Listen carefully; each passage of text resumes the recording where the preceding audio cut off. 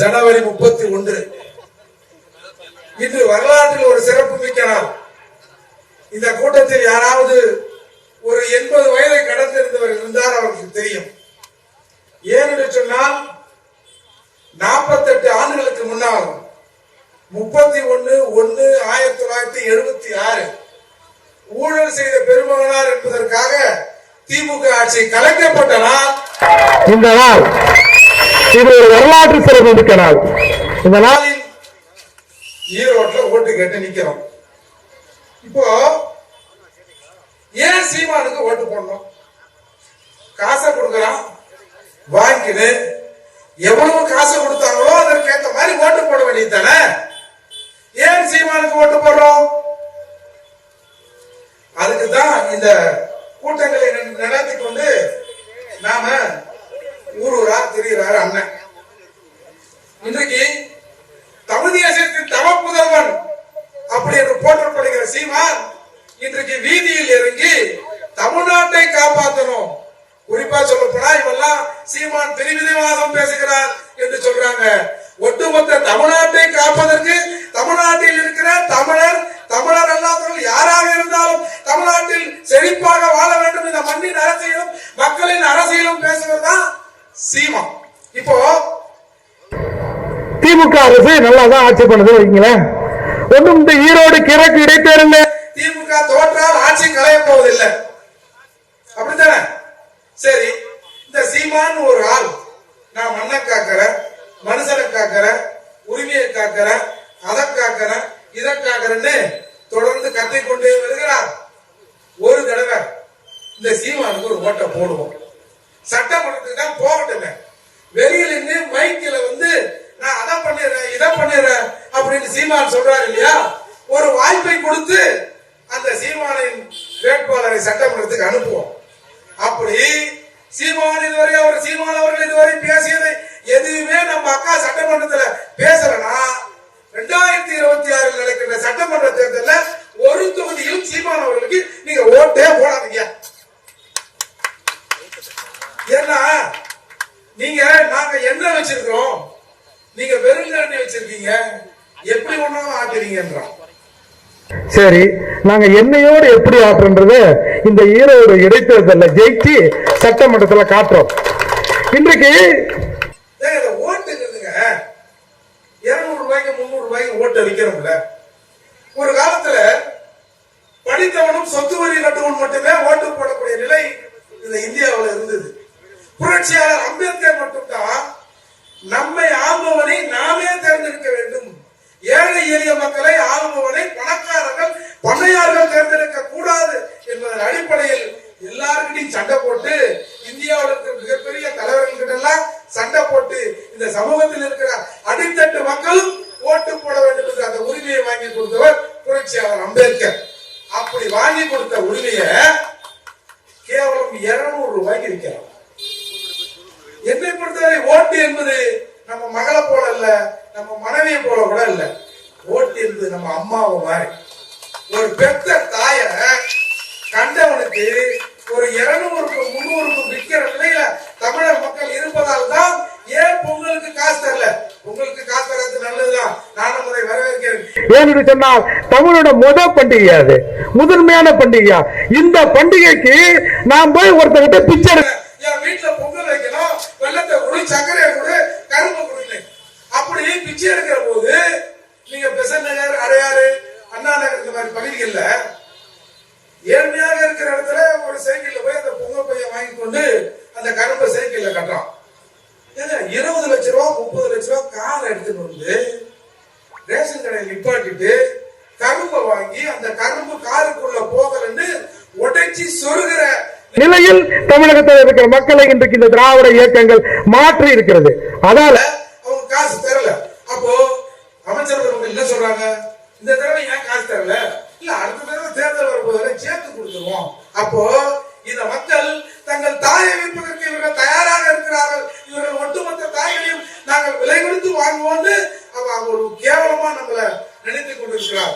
எனவே இந்த தடவை ஒரு தடவை அண்ணன் சீமான் அவருக்கு இந்த இடைத்தேர்தல் ஓட்டை போட்டு சட்டமன்றத்துக்கு அனுப்புங்க. அண்ணன் என்னதான் கதை வெளியில சொல்றாரோ அதை போய் சட்டமன்றத்துல அவருடைய எம்எல்ஏ செய்யறாங்களான்னு பாருங்க. இன்றைக்கு பல நெருக்கடிகள், எல்லாரும் ஒரே ஒரு அரசியல்வாதி தான் எதிர்பார்த்து கொண்டிருக்கிறான். சீமான் என்ன பண்றார், சீமான் என்ன பண்றார், சீமான் என்ன பண்றார், சீமான் எங்க போனா காலையில இட்லி தின்னாரா, மத்தியானம் பூரி தின்னாரா, அது எப்படியா பூரி என்பது வட இந்திய உணவு, தமிழ் தேசியம் பேசுகிற சீமான் எப்படியா பூரியை தின்னாரு அப்படின்னு அதை பேசுவதற்கு ஒரு கூட்டம் இருக்கு. இன்றைக்கு நம்ம ஒரு பெரியார் சர்ச்சை, அது நாம இந்த சமயத்தில் தேவையில்லாத சர்ச்சை தான். ஆனா அவர்களுக்கு தெரியும் சீமான் இயல்பாக உணர்ச்சிப்படக்கூடியவர் என்பது அவங்களுக்கு தெரியும். அதை வச்சுதான் இவங்களுக்கு கூட கூலிக்கு மாரடிக்கிற ஒரு கும்பல் ஒண்ணு இருக்கு. அந்த கும்பலை வைத்து அந்த சீமான் அவர்கள் ஏதோ பாரதியார் விழாவில் என்னவோ பெரியாரை பத்தி பேசிட்டாரு, ஈவாரை பத்தி பேசிட்டாரு, இப்பதானே பேசுறாரு, எப்போதும் தான் பேசிக் கொண்டு இருக்கிறார். ஆனா இவங்க ஒரு 5-6 பேரை வச்சு அண்ணனை கண்ணாமுரன் திட்ட வைக்கிறது. இதை கேட்ட இந்த மனுஷன் இயல்பா கண்ணாமுரன் அவரும் பேசிட்டாரு. இது இவர்கள் வேண்டுமென்றே திட்டமிட்டு ஈவேராவை பேச வேண்டும். ஏன்னா இன்னைக்கு தமிழகத்துல ஈவேராவை எவன் முதல் செருப்பால் அடிச்சான்னு சொன்னா அது எல்லாமே அண்ணாதுரையில் ஆரம்பித்து திமுக காரர்கள் செஞ்சதுதான். இன்னைக்கு ஈவேராவை பத்தி பேசுகிறவர்கள் யாரும் சொந்தமா யோசித்துலாம் பேசுறது இல்ல. அந்த காலத்துல அண்ணாதுரை என்ன பேசினார், திமுக என்ன பேசியது, அதைத்தான் நாம இன்னைக்கு பேசிக் கொண்டிருக்கோம். எனவே நம்ம இந்த தேர்தல் பிரச்சாரத்துல ஈரோட்டு கேரளை பத்தி நம்ம அப்புறம் கூட பேசிக்கலாம். ஏன் நாம சீமானுக்கு ஓட்டு போகணும்? இங்க ஈரோட்டில் இருக்கிற மக்கள் ஒன்றை புரிந்துக்கணும். 2 சம்பவத்தை சொல்லி முடிக்கிறேன்.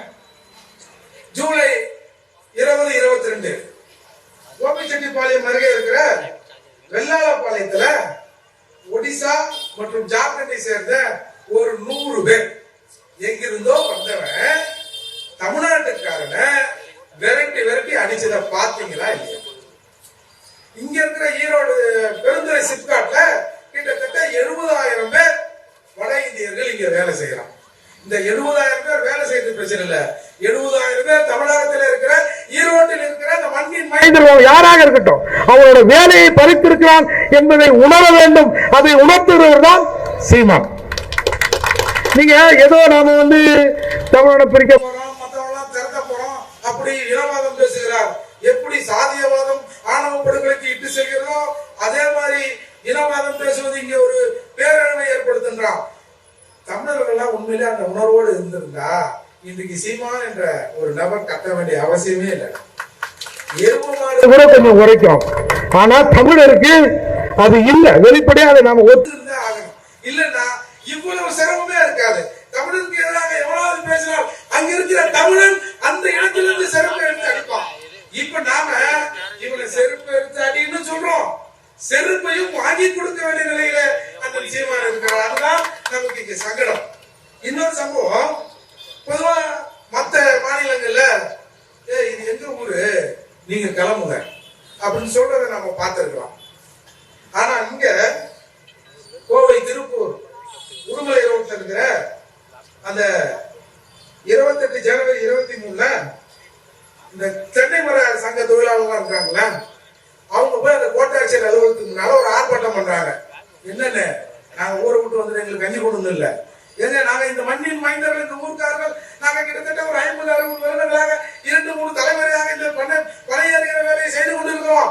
அந்த பணையேறுகிற வேலையை இன்றைக்கு இந்திக்காரர்கள் புடுங்கி கொண்டார்கள். எங்களை வாழ வைக்கன்னு இந்த ஊர், இதே ஈரோடு, இந்த மாவட்டத்தில் இருக்கிறவர்கள் அந்த இடத்துல போய் ஆர்ப்பாட்டம் பண்ணதெல்லாம் பார்த்துருப்பீங்க. இது எல்லாம் பார்த்த பிறகு, இது செய்திகளாக பார்த்த பிறகு உனக்கு உணர்வு வரலன்னா நினைவில் பிறந்ததுன்னு ஒரு வரலாற்றில் ஒரு கதை இருக்கு. அதாவது நேரடியாக உறவு கொண்டு பிறக்குவானா, நினைவு வேற எங்கேயோ இருக்கும். வீட்டுல கணவன் மனைவி ஒன்னா இருப்பாங்க. அப்படி ஒரு நாள் தமிழகத்துல நிறைய பேர் இருந்திருக்கானோ அப்படிங்கிற சந்தேகம் இன்னைக்கு வெகுவா வலுக்குது. ஏன்னா ஒண்ணுல பாருங்க, ஒரு 7 பேரை விடுதலை பண்ணாங்க. தமிழகத்துல காங்கிரஸ் கட்சிக்கார வாயில கருப்பு துணி கட்டி கொண்டு போராடுறாங்க. இதே கர்நாடகாவில் அந்த கன்னட மக்களுக்கு எதிராக, கன்னட மக்களுக்கு ஆதரவாக இருந்த எப்படியாவது விடுதலை செய்தால் அப்படி கர்நாடகாவில் கட்சி நடத்த முடியுமா? அப்ப தமிழகத்தில் இருக்க தமிழர் நினைவில் பிறந்து படுத்திருக்கான்னு சந்தேகப்படுவதில் என்ன தவறு இருக்கு? இன்னொரு சம்பவம்,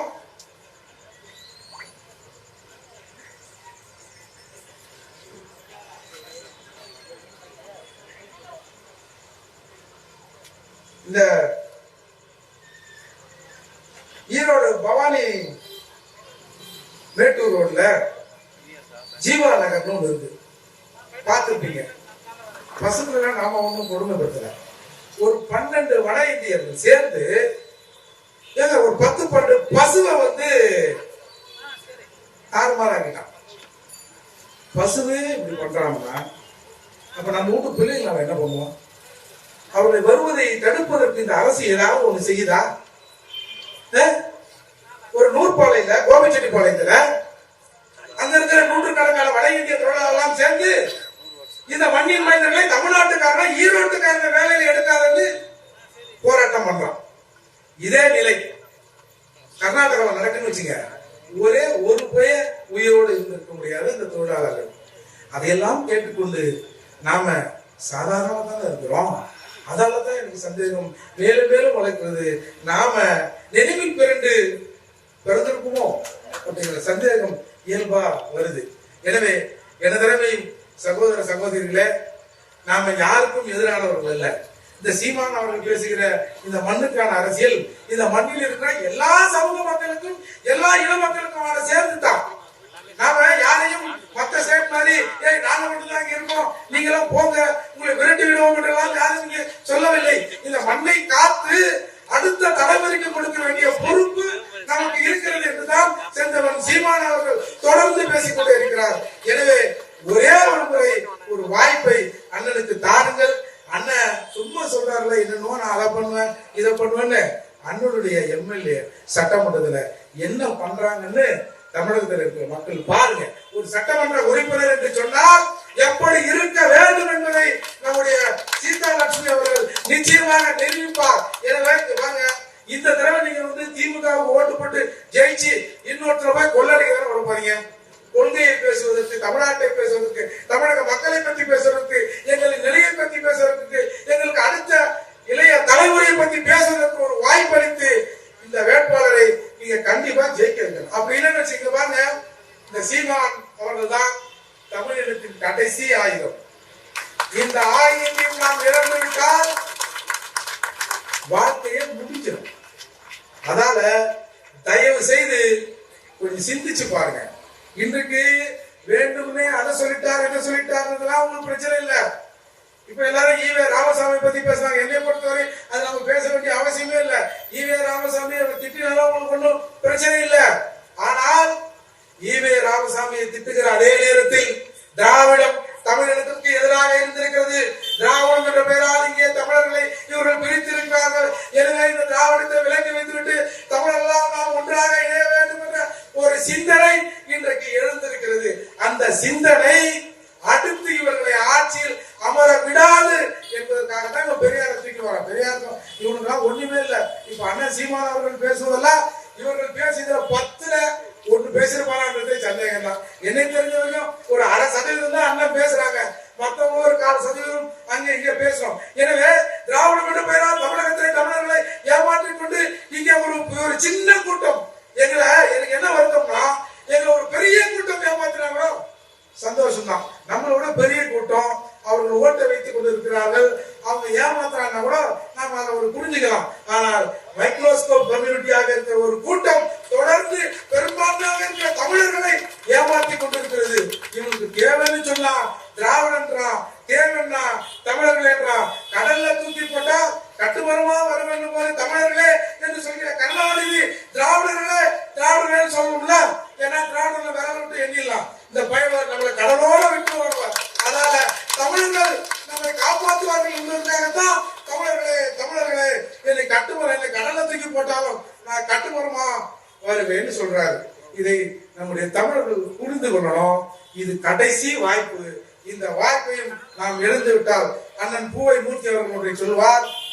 இந்த தலைமுறையை நாம் தெரிந்து கொண்டிருக்கிறோம், அறிந்து கொண்டிருக்கிறோம். இந்த தலைமுறையை, இந்த சாதியை, ஏற்றத்தாழ்வுகளை அழித்தொழிக்க வேண்டும். அப்படி இல்லை என்று சொன்னால் நமக்கு அடுத்து வருகிற சமூகம் இதை விட மொக்கையாக இருந்தால் நாம என்ன செய்து, அதால இந்த தலைமுறையை போராடக்கூடிய தலைமுறை, இந்த தலைமுறையை போராட்டத்தில் நாம் ஈடுபட்டு வென்றாக வேண்டும் என்று அண்ணன் பூவை மூர்த்தி அவர்கள் சொல்வார். அதைத்தான் அண்ணனும் சொல்றாரு. எப்பா நாம இங்க இருக்கிறோம், இப்போ ஒரு 5-6 பேர் நாட்டுல கத்திட்டு இருக்கிறோம். கொஞ்சம் பார்த்து செய்யுங்க. அப்படி இல்லைன்னா நாளைக்கு என்றைக்கு இப்ப எல்லாரும் இடஒதுக்கீடுனா எஸ்சிலாம் இடஒதுக்கீடு கேட்கறான்னு சொல்லுவாங்க இல்லையா, இந்த நிலை நீடிச்சதுன்னா ஏங்க நாங்க தமிழர்லாம் இவ்வளவு இருக்குங்க, கொஞ்சம் பார்த்து ஒரு 5-6% எங்களுக்கு கொடுத்தாதான் என்னங்க அப்படின்ற நிலை தமிழகத்துல வரும் தான், வரும், நிச்சயமா வரும். ஏன்னா இன்னைக்கு தமிழக அமைச்சர்கள் பாருங்க, ஒரு 9 பேர் இருக்காங்க அமைச்சர். எதுக்கு 9 பேரு? ஒரு அமைச்சர் சொல்றாரு, நீ இன்னும் ரெட்டியாரோட பையன் சொன்னா அரசு வேலையை போட்டு கொடுத்துருவோம். நீ கூட அதை வெளிப்படையா சொல்ற தெரியுமா? அதை கேட்டுக்கொண்டு நாங்க சும்மா இருக்கிறோம் தெரியுமா? அதுதான் பிரச்சனை. இங்க யாரும் உங்களை வாங்கன்னு சொல்லல, அண்ணன் சொல்ற மாதிரி எங்களை ஆளாதீங்கடா, உங்களை சேர்த்து நாங்க ஆடுறோம். எங்கள் ஆட்சியில் ஏதாவது குறை இருந்தால் நேரடியாக உங்களுக்கு உரிமை இருக்கிறது அண்ணன் ஒன்று சொல்வதற்கு, ஆட்சியாளர்கள் ஒன்று சொல்வதற்கு. போதும், ஏமாத்துறது போதும். இது எங்க அப்பா காலம்னா பரவாயில்ல. இப்போ என்னைய படிக்க வச்சான்னு சொல்றாங்க, அது மாதிரிதான் எங்க அப்பா காலம்னு சொல்லியிருப்பாங்க. எங்க அப்பா சரி இவன் தான் படிக்க வச்சாங்க போல இருக்குது அப்படின்னு போயிருக்கோம். நான் சொல்லுவேன், சரி என்னைய படிக்க வச்ச, எங்க அப்பா தடப்பால நீ படிக்க வச்ச, அவங்க அப்பா நடேசனை யார் படிக்க வச்சா, அவங்க அப்பா போடுவரனை யார் படிக்க வச்சா? என் குடும்பத்துல நான் எனக்கு தெரிஞ்சு நான் 4வது தலைமுறை படித்திருக்கிறேன். என்னடா இது 44க்கு பின்னாடி கட்சி ஆரம்பிச்சுட்டு கதை ஓட்டுறீங்க. நாங்க அதை கேட்டு இருக்கிறோம். நாங்க கேள்வி இல்லாம அதை சீட்ட வேண்டாம், அது தெரியும். அது ஒரு மலம் என்று எங்களுக்கு தெரியும். அந்த மலத்தை நோட்ட கூடாது எங்களுக்கு தெரியும். அந்த மலத்தை மிக்சியில போட்டு மோர ஊற்றி அடிச்சு நீங்க தானே கொடுக்குறீங்க, நாங்களா இல்லையே. நாங்க எந்த காலத்திலும் ஈவே ராமசாமியை போய் அந்த செத்த பிணத்தை தோண்டி திரும்ப ரீபோஸ்ட்மார்ட்டம் பண்ணி அது எப்படி செத்துது, ஏதா செத்துது என்ற கவலை எங்களுக்கு இல்ல. மீண்டும் மீண்டும் எங்கள் மீது நீங்க திணிக்கிறீங்க. நாங்க எங்க அப்பா திராவிடன்னு சொன்னா போனாரு, அவங்க தாத்தாவோட கொஞ்சம் இறுதி காலத்துல போயிருக்கலாம்.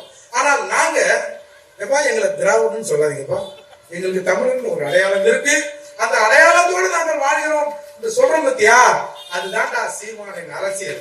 நான் அடிக்கடி சொல்லுவேன், சீமானின் அரசியல்.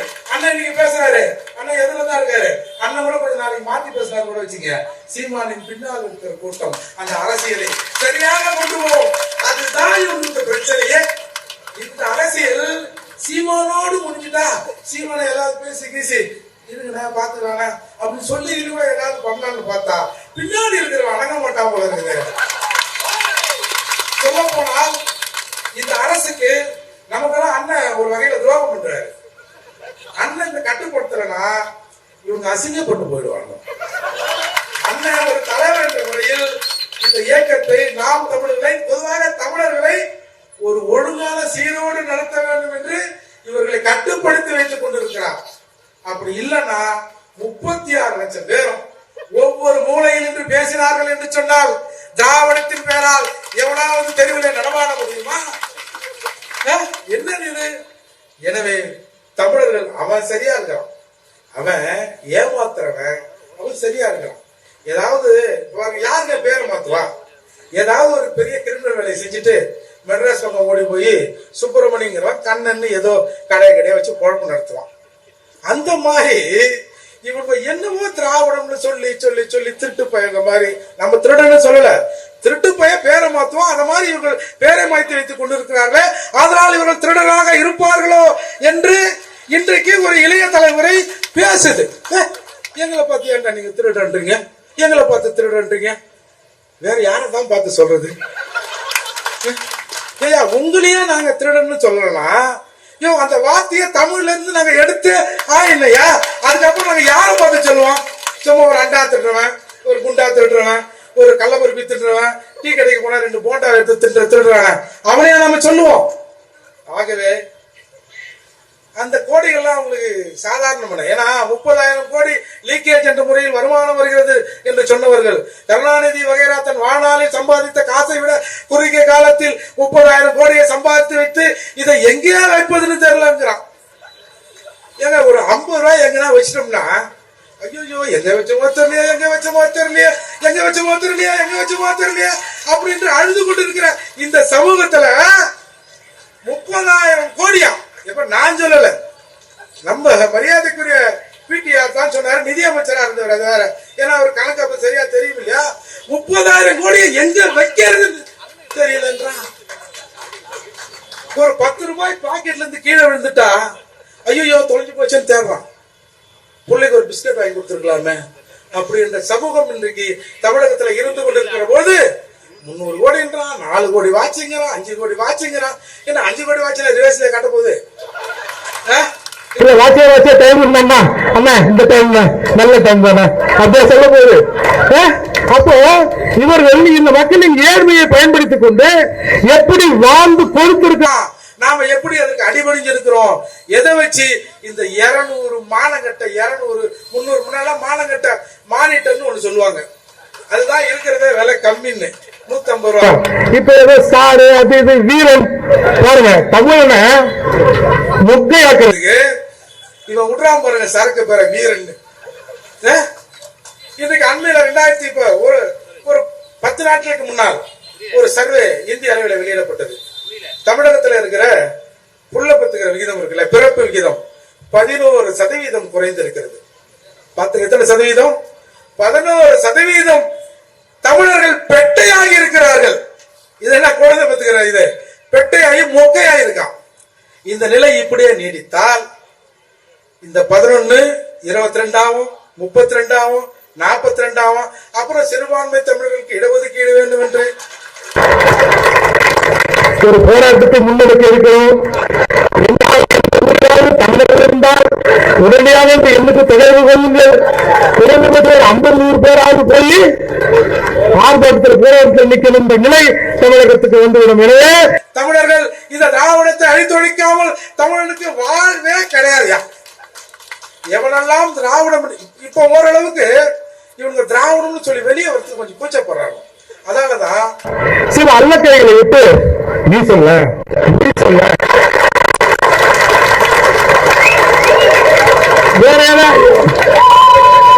வேற யாராவது பேசிட்டா ஒண்ணு இல்ல. நானு அண்ணன் வீட்டு முன்னாடி போராட்டம் பண்ணாங்க. நாங்களும் கடைசியில் அண்ணன் சொன்னாரு முடிவெட்ட கடை முன்னாடி மயிலட்ட கடை முன்னாடி போய் இவங்க மயிலை காட்டி நின்று இருக்காங்க அப்படின்னு நான் ஒரு சின்ன பதிவு தாங்க போட்டேன். நான் இப்ப டிவியை போட்டேன். ஒரு ஆம்னி பேருந்து அரசு பேருந்துல ஏத்தலாம். எப்போ அதுக்கு எத்தனை பேர் அந்த ஆம்னி பேருந்து கோச்சிக்கினாலும் பரவாயில்ல, அது எங்க 2 பேருக்கு மேல பிரச்சனை. இதுல திராவிடம்னா இப்ப ஆம்னி பேருந்து தான் இருக்குது. உடனே திராவிடத்தின் பேரால் கிட்டத்தட்ட ஒரு 50-100 பேர் அசிங்கமா போறான். நமக்கு தெரிஞ்ச ஒரு காவல்துறை அதிகாரி ஏங்க அந்த பதிவை கொஞ்சம் எடுத்துருங்க, ரொம்ப கேவலமா வந்து புளிய மரத்துக்கு பேட்டரி அடிச்சாங்களா, எங்க வீட்டுல இருக்கிறவங்க அடிச்சாங்களா, அதான் இதா அப்படி இப்படி கண்ணா குறை. நான் சொன்னேன் கதறட்டுங்க, இவ்வளவு நாள் சொகுசாக தமிழர்களை ஏமாத்திக் கொண்டு தமிழிலே வசனம் பேசிக்கொண்டு நாங்கள் எல்லாம் முத்தமிழ் அறிஞ்ச நாங்க தான் தமிழை காக்க வந்தோம்னு சொல்லியிருந்தால இன்னைக்கு தெருவில் எரிஞ்சு கதறான்ல, அதே பெரும் மகிழ்ச்சி தான். இந்த மகிழ்ச்சி நிச்சயமா அவர்களுக்கு நீடிக்கணும். இங்க பாருங்க அண்ணன் கூட சொன்னாரு, ஏன் நம்ம அண்ணன் அப்படி பேசுறாரு, என்ன பண்ணுவார் பாவம், பேசித்தானே ஆகணும். ஏன்னா எஜமானர் விசுவாசம்ங்கிறதுங்க பொதுவா எஜமானர்கள் பாத்தீங்கன்னா இந்த நாய்களை வளர்க்கிறார்கள்வா, நாயில கரிச்சு சமைச்சு கமிச்சு எலும்பு வெறும் எலும்பு போட மாட்டான், எலும்பு ஓரம் லைட்டா கொஞ்சம் கறியை விட்டு போடுவான். அப்பதான் அந்த நாய் அதை உரண்டி கொண்டு வரும். இல்லனா சும்மா நம்ம சாப்பிட்டு எத்தி பார்ப்போம். அதற்காக அந்த மாதிரி பல நாய்களை இன்றைக்கு அண்ணா அறிவாலயத்தில் கட்டி வைத்திருக்கிறார்கள். அந்த நாய்கள் எல்லாம் குறைக்கத்தான் செய்யும். இவங்களே சொல்றாங்க திராவிடம்னா ஒண்ணும் இல்ல, அது ரேஸ் இல்ல, இனம் இல்ல, ஆள் இல்ல, வேர் இல்ல, மண் இல்ல அப்படின்னு சொல்லிட்டு திராவிடத்தை அழிக்க நாங்கள் விட மாட்டோம். சரி விடாதீங்கப்பா. வீரமணின்னு ஒருத்தர் இருந்தாரு, நீங்க பார்த்திருப்பீங்க. இதே ஈரோட்டில இசைஞானி இளையராஜா அவர்களை தபாலா எடுத்து அடிச்சவனெல்லாம் இசைஞானி ஆயிட முடியுமா? சரி நீ அது கூட பரவாயில்ல, எங்க இசை நீ ஒத்துக்காத, ஏன்னா எங்க இசை மாறுபட்ட இசை, உன்னோட இசை வேற இசை, நீ அதை ஒத்துக்காத. எங்க இசை பல இசை. அப்போ பணகாசு சேர்ந்துட்டா நீ என்ன பெரிய ஜாதி நினைப்பா அப்படின்னு EVKS இளங்கோவன் பெரியோரின் பேரன் பேசுறது பிரச்சனை இல்லை. சமூக நீதி காவலன்னு சொல்றது எங்க ஐயா வீரமணி கைத்தனார் பார்த்தீங்களா, அதுதாங்க சிக்கல். அப்போ எப்பேற்பட்ட ஆளாக இருந்தாலும் திராவிடம் ஆளுக்கு ஒரு எலும்பு கொடுத்துரும். கட்சியினரு என்ன சொல்றேன், சீமான் வீட்டு முன்னால் ஒரு 1000 பேர் 2000 பேர் வந்தான்னு சொன்னால சரியா, அன்னைக்கு ஒரு 200-300 போலீஸ் இருந்தது. மறுநாள் வந்து மயிரை கொடுக்க வேண்டியது தானே, சொல்லாம வர வேண்டியது தானே. ஒரு 100 பேரு சீமான் வந்து வர வேண்டியது தானே. இதுல வேற ஒருத்தன், நான் போன தடவை போனங்க 10 பேர் தான் வந்தான், ரொம்ப வருத்தமா இருக்குங்க அப்படின்னு அழுகுறாங்க பொது வெளியில. துக்கம் பாலமா சாகு, சாவதுக்கு எவ்வளவு வழி இருக்கு. சாகு, உன் சாவையும் உன் உடலையும் எங்கள் மண் பொறுத்துக் கொள்ளும். ஏன்னா இந்த தமிழகத்துக்கு வேண்டாத, தமிழ் மண்ணுக்கு வேண்டாத எத்தனையோ பிணங்களை இந்த தமிழ் மண் சுமந்து கொண்டுதான் இருக்கு. அதெல்லாம் ஒரு காலத்தில் தோன்றி வெளியில கடாசனம் பார்ப்போம். அப்போ போய் சொல்றான், ஐயா நான் போன தடவை போனோம் 10 பேர் 5 பேர் தான் வந்தான். சரி நீ கவலைப்படாத, இந்த தடவை போ, நான் இன்னும் கொஞ்சம் பேர் அனுப்புறேன் அப்படின்னு ஏதோ வந்தாங்க. அதுல கூட 2 விதமா தான் கூட்டு வந்திருக்காங்க. இப்போ பெரியாரிஸ்டுகள் வந்து அண்ணன் வீட்டை முட்டுக்கன்னா எல்லாம் கரும்பு சட்டையில போட்டு வந்திருக்கணும். என்னடோ எதோ இந்த அண்ணன் வந்து அறிந்ததற்கு எதிராக பேசிட்டாரு, அதுக்காக நம்ம நியாயம் கேட்க போறோம். அதுக்கு எங்க வந்து கேட்கறது, நியாயம் கேட்க போறோம். அது ஒரு கும்பல பாவம் ஏத்திக்கிட்டு வந்து அதுக்கு வேகாத வழி இல்ல. நான் சொன்னேன், எப்பா சீமான் வீட்லயாவது கறியும் பிரியாணியும் சாப்பிடுறான், வெறும் தக்காளி சோறு தயிர் சோறுக்கு வந்து போறீங்க அப்படின்னு சொன்னேன். அது இன்றைக்கு தமிழ் தேசியம், தமிழர் அரசியல், தமிழர் நலன் யார் பேசினாலும் அவர்களை குறிவைத்து தாக்குவதற்கு இங்கே ஒரு வடுக கும்பல் திராவிடம் என்ற பெயரால் இங்கே தயாராகி கொண்டிருக்கிறது என்பதை தமிழர்கள் புரிந்து கொள்ள வேண்டும். இது ஏதோ ஒரு சட்டமன்ற தேர்தலில் போய் ஜெயிச்சுட்டு நாங்கள் முதலாக ஒரு சட்டமன்ற வேட்பாளரை நாங்கள் தமிழக சட்டமன்றத்திலே அனுப்பி இருக்கிறோம் என்று பெருமை பேச போவதல்ல.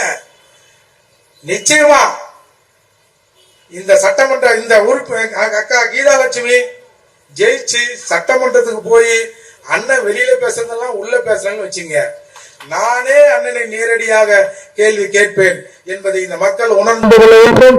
எனவே இது வாழ்வா சாவா போராட்டம் அப்படிலாம் கதை விடுவான். இவன் சாவும் போறதில்லை, நம்மள வாழ விடவும் போறதில்லை. ஆக உண்மையிலே இது தமிழர்களின் வாழ்வா சாவா போராட்டம். இங்க இருக்கிற இடங்கள் எல்லாம், இந்த வளங்கள் எல்லாம் இங்கே பறிக்கப்படுகிறது. தமிழ்நாட்டில் தமிழின் உரிமை பறிக்கப்படுகிறது என்பதை மறந்து விடாதீங்க. நான் திரும்பவும் சொல்றேன், அண்ணன் மாறுபட்டாங்களா பரவாயில்ல, தமிழின் உரிமை என்றால் தமிழ்நாட்டில் வசிக்கிற எல்லாரையும் தான் நாங்க மக்களா பாக்குறோம். எங்களை ஆதிக்கம் செலுத்தாதீங்கன்னு தான் சொல்றோமே தவிர நாங்கள் வந்து இந்த பிரிவினை பாதம் பேசுகிற ஆள் இல்ல. எப்படி ஒரு தமிழ்ச்சாதி, தமிழ் குடிமகன், தமிழ் தேசிய தவப்புதல்வன் போய் அவன் வேற இவன் வேறன்னு பேசுவாங்களா? கொஞ்சம் யோசித்து பார்க்க வேணாம். எனவே இந்த அரசியல் நம் மண்ணுக்கான அரசியல், இது நமக்கான அரசியல், நம்முடைய அடுத்த பிள்ளைக்கான அரசியல். நாம நம்முடைய இழிவுகளை நாமே துடைக்காவிட்டால் அந்த இழிவை நம்ம பிள்ளை மீது, இப்படி சொல்றேன், இழிவு நம்மளுக்கு புரியாது, நம் மீது ஒரு மலம் பூசப்பட்டிருக்கிறது. திராவிட என்ற மலம் தமிழர்கள் மீது பூசப்பட்டிருக்கிறது. இந்த திராவிட மலத்தை நாமே தொடச்செறிய போறோமா, இல்ல அப்படியே கட்டி நம்ம புள்ளகிட்ட கொடுத்துட்டு நீ தொடச்சிடா அப்படின்னு சொல்ல போறோமா அப்படிங்கறத இந்த மக்கள் சிந்திக்க வேண்டும். எனவே ஈரோடு கிழக்கு சட்டமன்ற தேர்தல் நடக்கிற இந்த இடைத்தேர்தலில் அக்கா அவர்களுக்கு ஒரு முறை ஓட்டு போடுங்க. திரும்பவும் சொல்றேன், ஒரு முறை ஓட்டு போட்டு சட்டமன்றத்துக்கு அனுப்புங்க. அண்ணன் பேசுனதெல்லாம் அவங்க பேசலாம். வருகின்ற 26 சட்டமன்ற தேர்தலில் யாருமே சீமான் அவர்கள் பேச்சை நம்பாதீங்க, யாருமே சீமானுக்கு ஓட்டு போடாதீங்க. அதாவது கடைசி வாய்ப்பு. தமிழர்களே, நீங்கள் இறந்து கொண்டிருக்கிறீர்கள், உங்களை ரட்சிக்க சீமான் என்ற ஒருவர் வந்திருக்கிறார், அவரை கரத்தை கைப்பற்றி மேல வாங்க. அப்படி இல்லைன்னு வச்சுங்க, ஒன்னும் சொல்றதுக்கு இல்ல. எனவே சிந்தித்து செயல்படுங்க. இந்த 100க்கு 200க்கு எல்லாம் ஓட்ட விக்கிறத, அம்மாவை விக்கிறத தவிர்த்துருங்க. அதாலதான் நம்மள வந்து ஒரு கால் அன்றைக்கு சொன்னார் இல்லையா, ஏதோ டி நகர் கூட்டத்துல நான் இந்த மக்களை தெவிடியா பசங்களா விட்டுட்டு போறதுதான் எனக்கு வருத்தம்னு சொன்னார் இல்ல. நான் ஒரு முறை ஒரு அண்ணன் கிட்ட பேசியிருந்தேன், காங்கிரஸ் கட்சி அந்த காலத்துல 2 ரூபாய் கொடுத்தானா ஓட்டு போறதுக்கு. எனக்கு ஆச்சரியமா என்னன்னா ஓட்டுல நாங்க இப்பதான் விற்கிறதுக்கு கத்துக்கணுமே அப்படின்னு நாங்க நினைச்சோம்னா, இல்லப்பா, காங்கிரஸ் அந்த காலத்திலேயே இந்திரா காந்தி அம்மையார் இருந்த போதே ஓட்டுக்கு 2 ரூபாய் கொடுப்பாங்க அப்படின்னு சொன்னாரு. அப்போ ரொம்ப நாள் உங்களை பழக்க பத்தி வச்சுட்டாங்க. இப்ப சீமான் அண்ணன் வந்து வாயானா ஏஞ்சிக்க மாட்டீங்க. அதெல்லாம் தயவு செய்து சீமான் அவர்களை பேச்சு கேளுங்க. ஆண்ட்ராய்டு போன் வந்திருக்குது, அண்ணன் பேசினா அதுல போய் உண்மையிலே அண்ணன் இதைத்தான் பேசுறது உண்மையான தேடி பாருங்க. தேடி பார்த்து சீமானவர்களின் பின்னால் காலத்தின் கட்டாயம் தமிழகத்திலே இருக்கிற தமிழர்கள் மட்டுமல்ல ஒட்டுமொத்த மக்களும் சீமான் பின்னால் அணிதிரண்டால் தான் தமிழகம் காக்கப்படும். அப்படி இல்லைன்னு சொன்னா எந்த இன்னொரு அவதாரம் வரும்லாம் நினைக்காதீங்க. பிரபாகரன் எப்படி ஒரு அவதாரம், அந்த அவதாரம் எதை நிரூபிக்க இந்த லோகத்தில் படைக்கப்பட்டதோ இந்த உலகத்தில் படைக்கப்பட்டதோ அதை நிறுவாமல் அது போகாது என்று சொன்னார்கள். அதே போல சீமான் ஒரு அவதாரம். அந்த அவதாரம் தமிழகத்தில் இருக்கிற தமிழர்களை தூக்கி நிறுத்துவதற்காக பிறந்த அவதாரம். அதை செய்து முடிக்காமல் அந்த அவதாரம் இந்த மண்ணை விட்டு மறையாது. அவர் கூட்டுகிற போது எழுந்து வருவதற்கு நாம் நடப்பதற்கு எழுந்து வருவதற்கு தயாராக இருக்க வேண்டும். அப்படி மறுத்தால் மறுக்கிற வேலை இல்லை, மறுத்தால் முடமாகத்தான் இன்னும் தமிழினம் இருந்து கொண்டே இருக்கும்.